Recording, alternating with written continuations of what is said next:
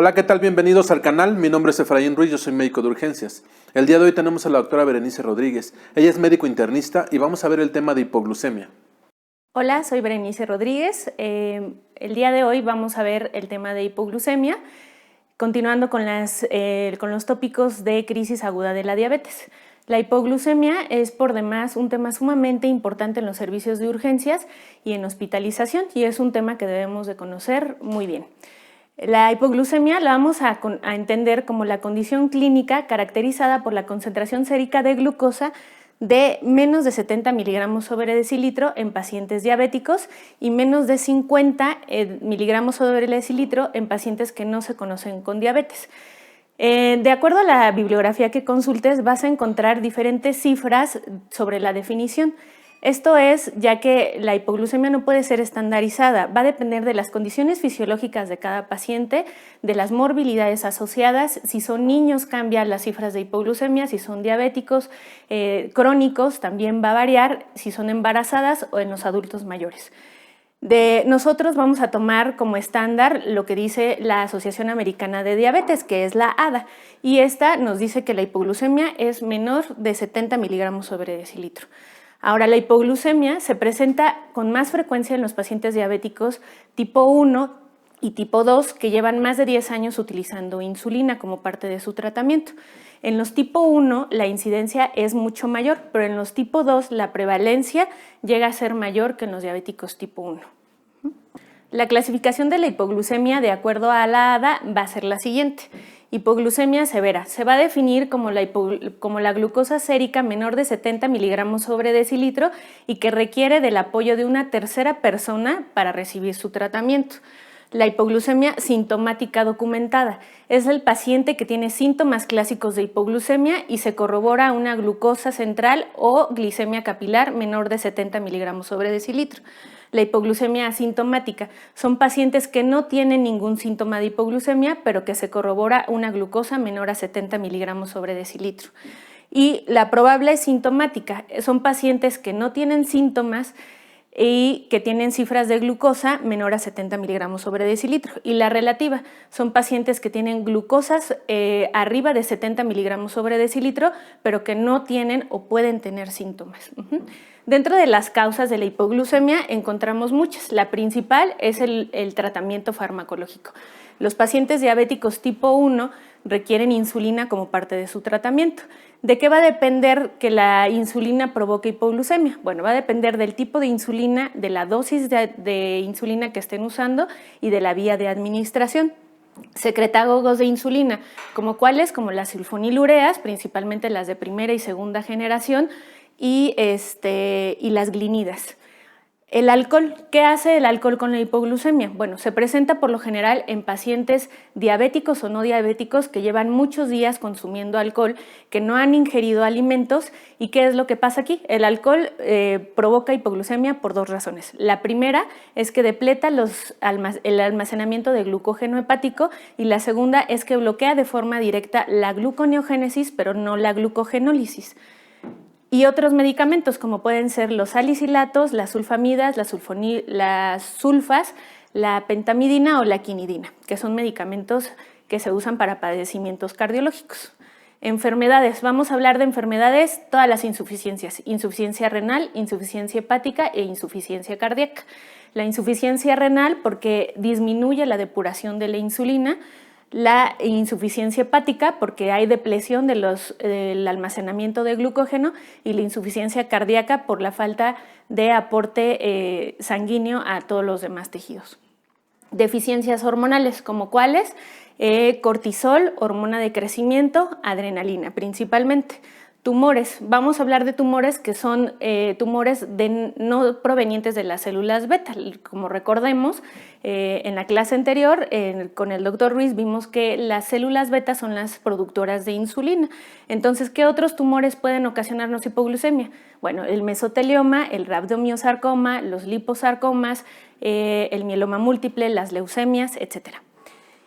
Y bueno, hablando de personas que no son diabéticas, son pacientes que se conocen sanos, ¿qué es lo primero que vamos a pensar? En el hiperinsulinismo endógeno. ¿Qué vamos a hablar? ¿Qué es un hiperinsulinismo endógeno? Primero vamos a pensar en un insulinoma. El insulinoma es un tumor de células beta. En estos pacientes habrá que tomarle niveles de péptido C, de proinsulina y de glucosa en el momento de la hipoglucemia, así como de beta hidroxibutirato.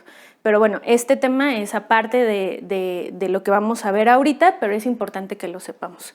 El ejercicio. La hipoglucemia secundaria a ejercicio se define como la hipoglucemia que se presenta después de hacer ejercicio y se relaciona con la cantidad de insulina que se esté administrando el paciente, en dónde se está aplicando la insulina y aparte tiene que ver con el incremento de la expresión de un receptor en las células beta, que es el de monocarboxilo tipo 1.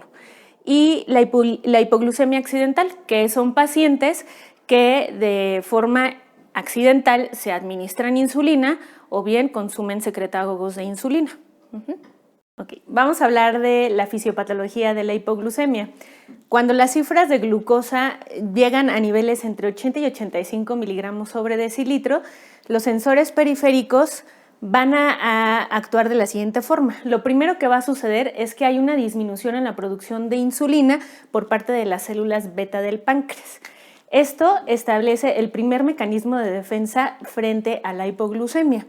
En segundo lugar, hay un aumento de la síntesis y producción de glucagón por parte de las células alfa del páncreas.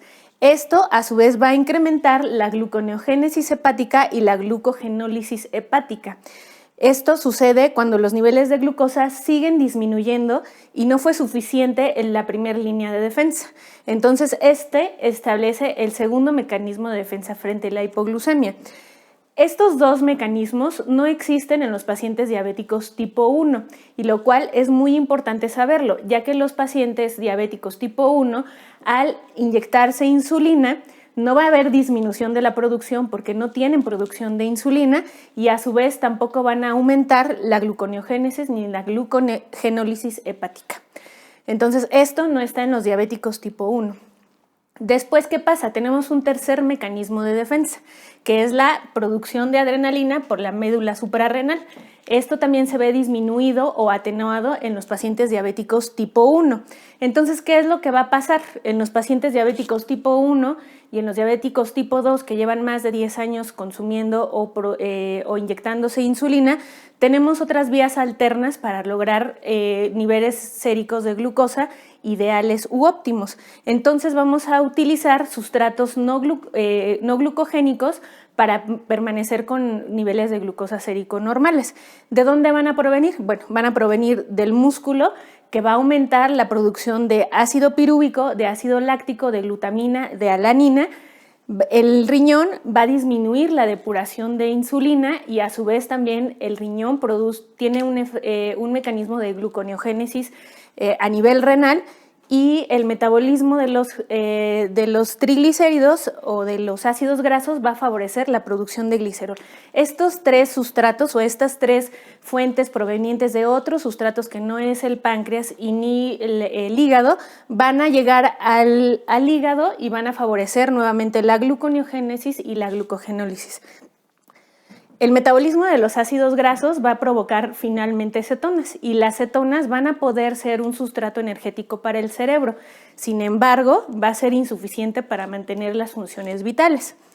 Entonces, todos estos mecanismos van a favorecer un incremento en la glucosa, pero en los pacientes que persisten con hipoglucemia, bueno, pues esto va a desencadenar que a nivel del sistema nervioso central incremente la noradrenalina a nivel de las neuronas posganglionares simpáticas, aumente la acetilcolina también en las neuronas posganglionares simpáticas, y estos dos mecanismos van a estar disminuidos en los diabéticos tipo 1.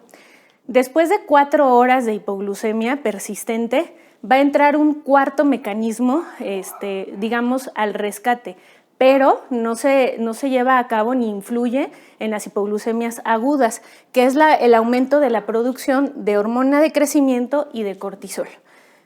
Después de estos niveles, si persiste baja la glucosa, ya cuando hablamos de niveles entre 50 y 50 miligramos sobre decilitro, entran mecanismos neurológicos que aumentan la ingesta de carbohidratos.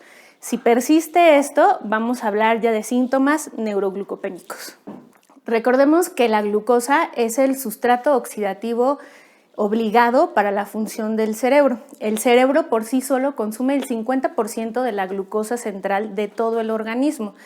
Entonces, ¿qué pasa en el cerebro cuando la glucosa sérica baja? Primero, la glucosa va a atravesar la barrera hematoencefálica a través de un transportador de glucosa, que es el GLUT1. A su vez, las neuronas en su membrana tiene el transportador GLUT3. Cuando los niveles de glucosa bajan, se desencadenan mecanismos cerebrales que van a ocasionar neurotoxicidad y van a provocar finalmente los síntomas de neuroglucopenia. ¿Cuáles son estos mecanismos? Bueno, primero hay una disfunción de la bomba de sodio-potasio, lo que va a alterar los mecanismos amortiguadores del calcio. El glutamato es un neurotransmisor que va a provocar neurotoxicidad. Y hay otro mecanismo de las caspasas, también conocido, que produce neurotoxicidad. Y es la activación de la caspasa 3 y la caspasa 9. A nivel del sistema nervioso central, los síntomas que vamos a presentar son de dos tipos, los adrenérgicos y los colinérgicos. Los adrenérgicos van a ser temblor, palpitaciones y ansiedad, y los colinérgicos como diaforesis, hambre y parestesias. Los síntomas de la neuroglucopenia son resultado de la deprivación directa de la glucosa en el tejido cerebral. Las áreas del cerebro que son más sensibles o más susceptibles a la hipoglucemia son la corteza, las células del hipocampo y del cuerpo estriado. Y se describen las fases de la neuroglucopenia de la siguiente forma. La fase cortical. En la fase cortical, que van a empezar los síntomas cuando las cifras de glucosa están entre 45 y 50 miligramos sobre decilitro, se manifiesta con sudoración, somnolencia, temblores o inquietud del paciente. La fase diencefálica. En la fase diencefálica se va a caracterizar por ansiedad, se va a caracterizar también por espasmos clónicos. La mesencefálica va a haber espasmos tónicos, va a haber confusión también o va a haber ya mucha somnolencia por parte del paciente, puede tener Babinski positivo incluso. La premiencefálica va a haber espasmos generalizados del paciente y ojo, hay que diferenciar con crisis convulsivas o con un evento vascular cerebral. Y la miencefálica es cuando los pacientes ya están en estupor o coma profundo. Existe algo en los pacientes diabéticos tipo 1 y en los pacientes diabéticos tipo 2 con más de 10 años de tratamiento con insulina que se conoce como HAF en sus siglas en inglés o bien como la falla autonómica asociada a hipoglucemia. Esto se ve en pacientes tipo 1, diabéticos tipo 1 ya más grandes y en los diabéticos tipo 2, como les menciono, que tienen más de 10 años en tratamiento con insulina. ¿Qué es lo que pasa aquí? Como explicamos en la diapositiva previa, hay un incremento en la expresión de GLUT1 a nivel de la barrera hematoencefálica y de GLUT3 a nivel neuronal. Entonces, ¿qué es lo que se ha visto en algunos estudios? Bueno, que hay sobreexpresión de estos transportadores, lo que va a favorecer que los pacientes con hipoglucemia recurrente los sobreexpresen. ¿Y qué va a favorecer? Bueno, pues va a favorecer que la glucosa esté entrando con mayor facilidad a través de la barrera hematoencefálica y que la neurona con la sobreexpresión de los GLUT3 favorezca más rápido la entrada de la glucosa a la neurona, pero esto no siempre es bueno. ¿Por qué? Pues porque se pierden los mecanismos de defensa, tanto el 1, que era la disminución de la producción de insulina, como el 2, que es el incremento del glucógeno a nivel hepático y renal. Entonces, los pacientes con hipoglucemias recurrentes tienen una falla autonómica. ¿Y qué es lo que provoca? Bueno, pues va a provocar que se mantengan niveles de glucosa a nivel de la corteza cerebral, pero a su vez no nos conviene que estos pacientes tengan esta disregulación autonómica porque los síntomas van a pasar desapercibidos. Entonces, ¿qué es lo que tenemos que identificar? En 1938, Whipple describió la tríada de Whipple, que ¿en qué consiste? Consiste en los síntomas clásicos de hipoglucemia, que ya los vimos, son los adrenérgicos, los colinérgicos y los neuroglucopénicos, que se corrobore una hipoglucemia a nivel capilar o central y que haya una recuperación de todos los síntomas tras la administración de glucosa. A nivel cardíaco también la hipoglucemia tiene mucho que ver. La hipoglucemia es el sustrato fundamental para todas las células, primero las cerebrales y en segunda las células miocárdicas. ¿Qué es lo que va a pasar? Bueno, hay una infinidad de trastornos asociados a la hipoglucemia que vamos a ver en los electrocardiogramas. Ojo, también es un diagnóstico diferencial con síndrome coronario agudo. Los pacientes pueden presentar depresión del segmento ST, un alargamiento del QT, puede haber extrasístoles supraventriculares y ventriculares, pueden presentar una fibrilación auricular paroxística, bloqueos auriculoventriculares de cualquier grado y puede haber arritmias como bradicardia o taquicardia. En muchos estudios, principalmente en Estados Unidos, lo que es el NICE Sugar, el ACORD, el ABDT, han descrito un incremento en la mortalidad en los pacientes con hipoglucemia que se encuentran hospitalizados. ¿Esto qué quiere decir? En los pacientes hospitalizados tenemos que tener un control entre 110 y 180 miligramos sobre decilitro, ya que los tratamientos intensivos que buscan tener euglucémicos a los pacientes hospitalizados se ha asociado incluso con un incremento en la mortalidad, equivalente incluso a un infarto agudo al miocardio o un evento vascular cerebral. Por lo que los pacientes con tratamiento intensivo tienen que ser vigilados estrechamente, tanto hospitalizados como no hospitalizados. Incluso hay estudios que se han suspendido por el incremento de la mortalidad. Entonces, un impedimento para llevar un control adecuado de un tratamiento en diabéticos tipo 1 y diabéticos tipo 2 es la hipoglucemia.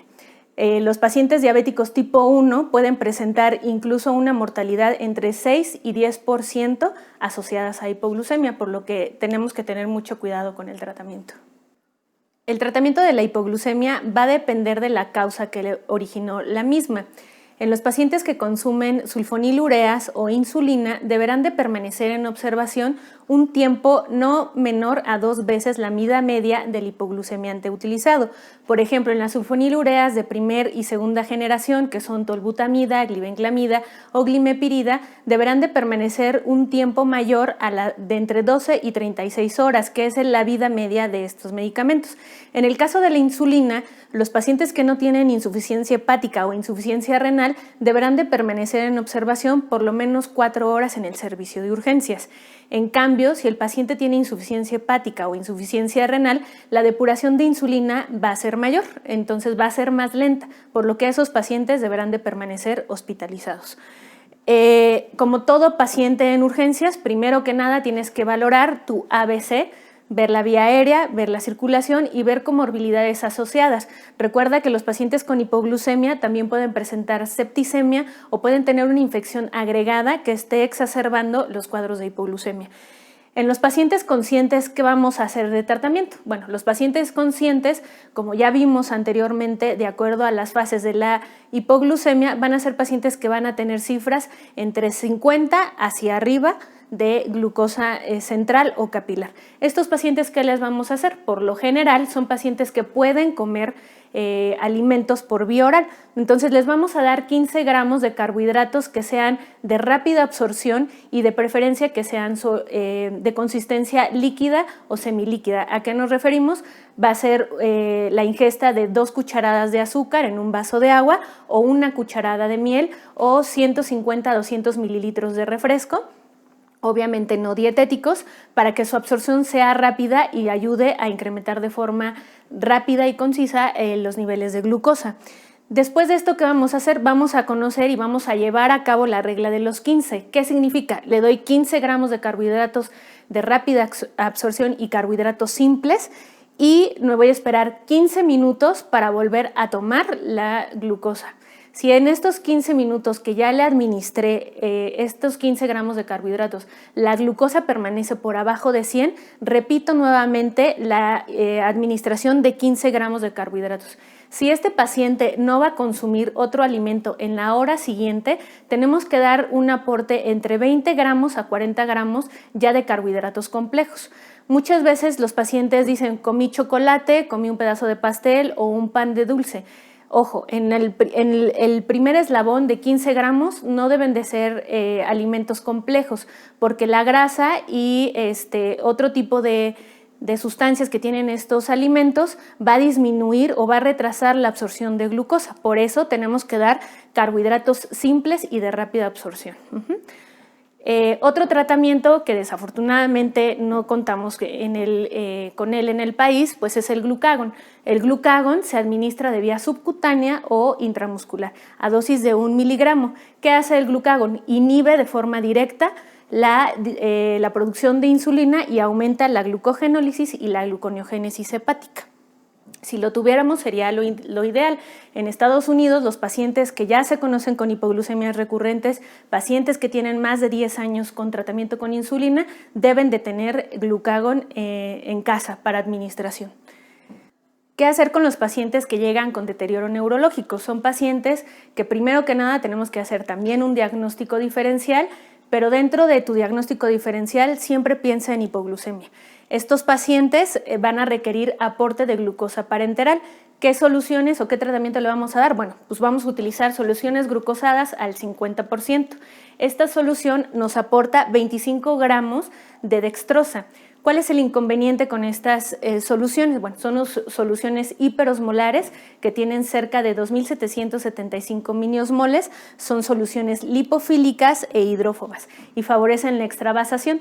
Por eso, cuando administres solución glucosada al 50%, lo tienes que hacer en un lapso aproximado de 5 minutos. Si tu paciente, volvemos a aplicar la regla de los 15, incluso estando ya en el servicio de urgencias. Si a los 15 minutos tu paciente no tiene una concentración sérica por arriba de 100, repites la administración de otros 25 gramos de dextrosa y entonces ya le aportaste 50 gramos de dextrosa. Esta solución va a aportar cerca de 2.000 kilocalorías. ¿Y qué va a pasar con estas 2.000 kilocalorías? A nivel sanguíneo, los receptores periféricos van a detectar que hay mucha glucosa y entonces van a disminuir la producción de insulina y van a disminuir la gluconeogénesis y la glucogenólisis, lo que favorece un rebote de hipoglucemia. Y entonces, ¿qué debemos de hacer? Debemos de administrar a continuación soluciones glucosadas con un menor porcentaje de glucosa, que vamos a usar soluciones glucosadas al 10%.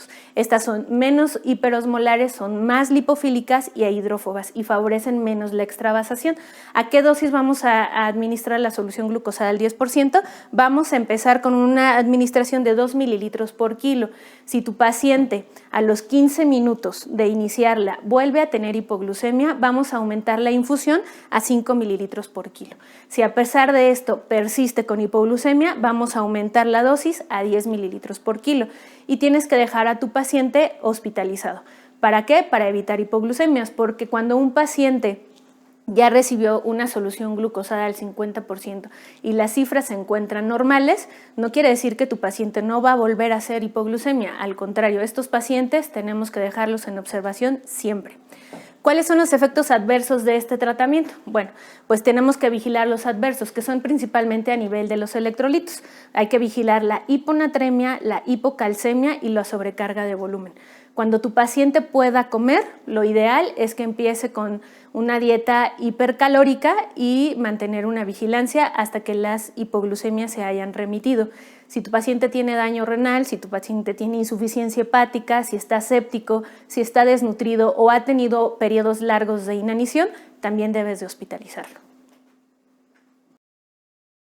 Agradecemos a la doctora Berenice Rodríguez su excelente participación. Si te han gustado los temas, no olvides darnos like. Si quieres seguir siendo el mejor en tu clase, suscríbete y dale clic a la campanita.